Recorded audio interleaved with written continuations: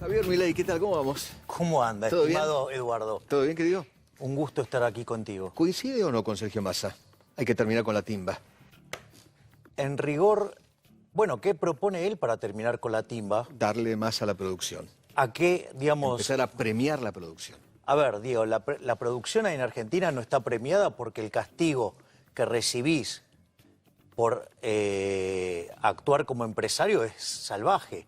De hecho, digamos, él junto a Margarita Stolbizer están enarbolando las viejas banderas del peronismo de combatiendo el capital. Con lo cual, digamos, así no premiás la producción. Es decir, todo lo contrario. Es más, la presión impositiva en Argentina es salvaje. Y no solo la presión impositiva, sino también la maraña regulatoria. Por ejemplo, en Estados Unidos vos tenés 4 impuestos nada más. Acá tenés 96 impuestos y 68.000 regulaciones. Te lo doy con un caso concreto de la empresa de un amigo mío. Él se dedica, por ejemplo, a fabricar embutidos, ¿sí?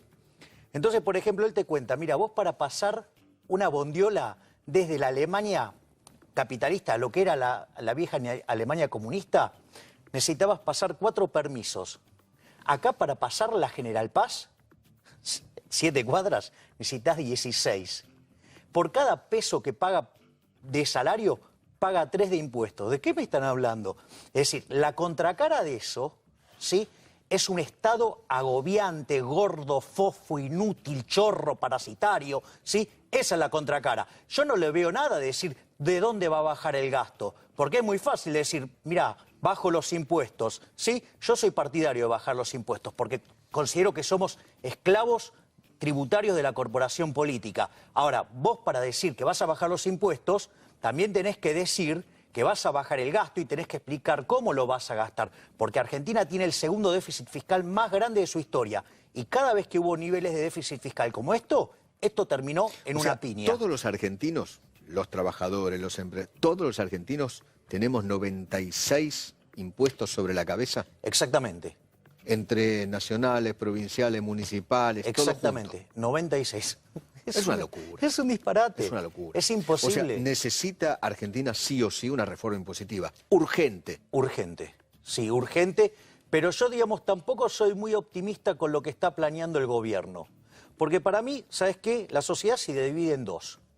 Los que nos rompemos el lomo laburando y pagamos impuestos como esclavos, ¿sí? Y los parásitos que viven de los impuestos. ¿Y sabes quién van a hacer la reforma? Los parásitos que viven de los impuestos. ¿Vos creés que nos van a devolver un mango, Edu? ¿Ni de casualidad? Bueno, pero sin política no hay democracia. Así que los políticos tienen que existir. Está bien, pero, pero no en estas dimensiones. Exactamente. Es decir, esto es matar la gallina de los huevos de oro. Entonces, me parece que ya este nivel de presión fiscal es agobiante. Es decir, el único destino que le queda a este país con este nivel de presión fiscal es convertirse en pobre. Como dice un amigo mío, me temo que mis hijos van a terminar envidiando a Somalia. Qué bárbaro. ¿Por qué el dólar picó a 17,20? Mira, eso es problemático, ¿no? En principio habría que evaluar varias cosas. Te explico por qué subió. Concretamente, en 21 de junio, el Banco Central tenía que renovar 550.000 millones de pesos del EVAX. ¿Sí? Solamente renovó el 80%. Quiere decir que debería haber subido la tasa en ese momento. ¿Eso qué quiere decir? Que tiró al mercado 110.000 millones de pesos. Como si esto fuera poco, además tuvo que financiar al fisco con 40.000 millones.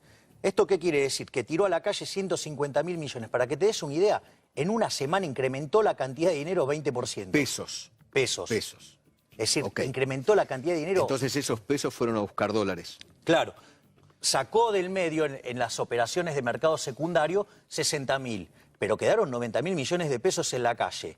Si a eso le sumás que los exportadores liquidaron menos dólares y que la corporación política metió la cola y asustó a todo el mundo, lo que vos tenés hoy es que la gente demanda menos pesos, por un lado va a demandar dólares y te hace subir el precio del dólar, y por otro lado, si demanda bienes, va a tener un pequeño salto la tasa de inflación.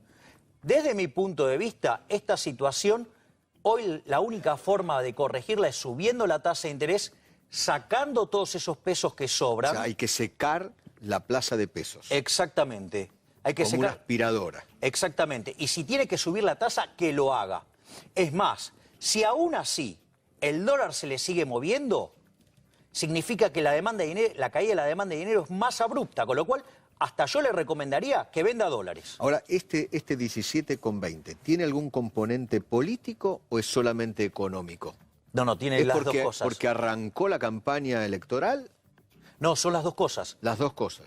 Quedó mucho dinero dando vuelta en la calle y la política hizo que no los quieras demandar, con lo cual el exceso de oferta de dinero te pegó, digamos, en el tipo de cambio y esperemos que no impacte en precios. O sea, yo creo que el Banco Central en algún momento va a tomar nota, va a subir la tasa de interés y va a empezar a sacar esos pesos, porque si no le va a complicar... ¿La tasa de qué? ¿Del plazo fijo o de las LEBAC? No, la de las LEBACs y la de los pases, que son los instrumentos con los cuales el Banco Central saca plata del mercado. ¿Qué es el pase? Pase es una operación, digamos, que dura 7 días y que es estrictamente de liquidez y tiene que ver con los bancos. Pero ¿qué pasa? Si vos le sacás la liquidez de los bancos, no pueden prestar. Si no pueden prestar, digamos, bueno, pueden motorizar la demanda, con lo cual le frenás el impacto sobre los precios. ¿Por qué decís que el Estado es chorro? Bueno, a ver, nosotros tenemos la presión tributaria más alta del mundo. Hay un estudio de Margariti que es muy bueno y anda circulando por las redes, que cuando hace la cuenta le da que el 75% se lleva el Estado.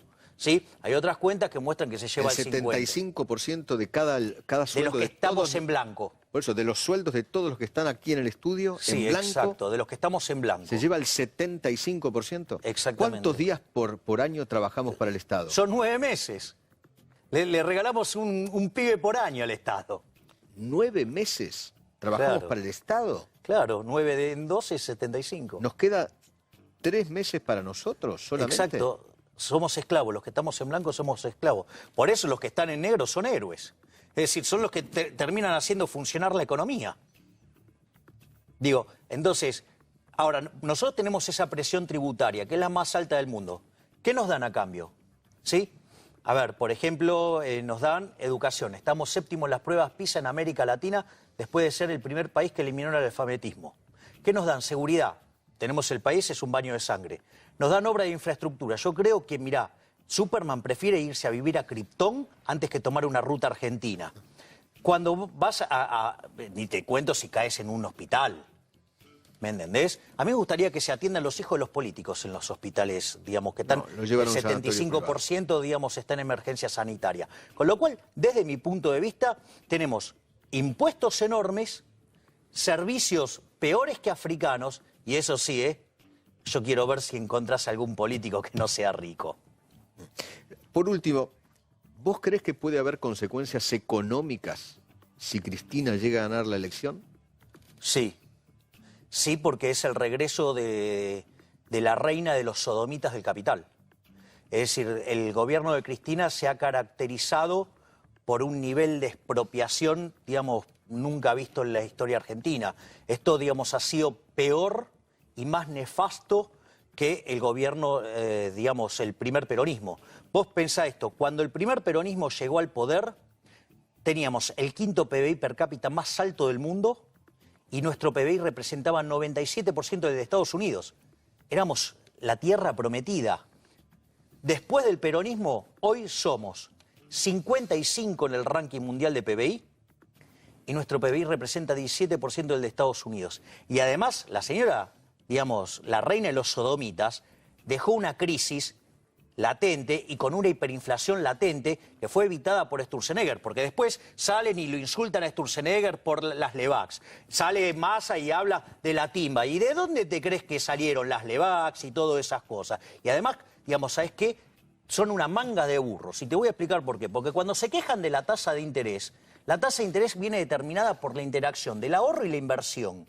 ¿Sabes quién es el que más desahorra en Argentina?